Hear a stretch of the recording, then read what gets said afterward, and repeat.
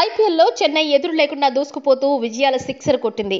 గురువారం రాత్రి రాజస్థాన్ వేదికగా రాజస్థాన్తో చివరి వరకు ఉత్కంఠగా ముగిసిన మ్యాచ్లో చెన్నై అద్భుత విజయాన్ని అందుకుంది.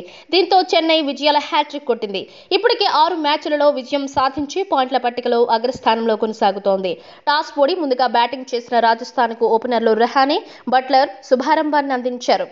అయితే జోరు మీదున్న రెహానాను దీపక్ చాహర్ అవుట్ చేశాడు. ఆ తర్వాత బట్లర్, శాంసన్ వెంటనే పెవిలియన్ చేరడంతో రాజస్థాన్ కష్టాల్లో పడింది. ఈ స్థితిలో స్మిత్, త్రిపాఠి ఇన్నింగ్స్ ను చక్కదిద్దే ప్రయత్నం చేశారు.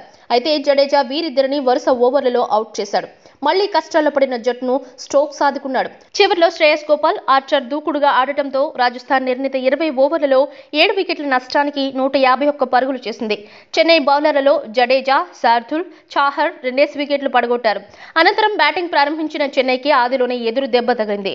వాట్సన్ డకౌట్ గా వెనుతిరిగాడు. ఆ వెంటనే రైనా రనౌట్ అయ్యాడు. దీని నుంచి కోలుకునే లోపు డూప్లిసిస్, కేదార్ జాదవ్ కూడా పెవిలియన్ చేరడంతో చెన్నై 24 పరుగులకే 4 వికెట్లు కోల్పోయి కష్టాల్లో పడింది.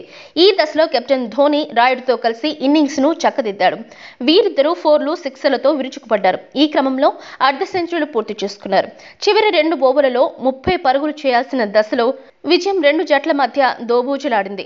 భారీ షాట్కు ప్రయత్నించిన రాయుడు అవుట్ కాగా ఆఖరి ఓవర్లలో 18 పరుగులు అవసరమయ్యాయి. తొలి బంతికి జడేజా 6 కొట్టగా 2 ఫ్రీ హిట్లకు 3 పరుగులు వచ్చాయి. తర్వాతి బంతికి ధోని అవుట్ అవడంతో ప్రేక్షకుల్లో టెన్షన్ పెరిగిపోయింది. ఆఖరి బంతికి 4 పరుగులు కావాల్సి ఉండగా శాంటన్ కళ్లు చెదిరే 6 కొట్టి చెన్నైని గెలిపించాడు. తద్వారా చెన్నై ఐపీఎల్లో 6వ విజయాన్ని సొంతం చేసుకుంది. కాగా ఐపీఎల్లో కెప్టెన్ గా ధోనికి ఇది 100వ విజయం. మా వీడియోస్ కనుక మీకు నచ్చినట్లయితే like, share and don't forget to subscribe.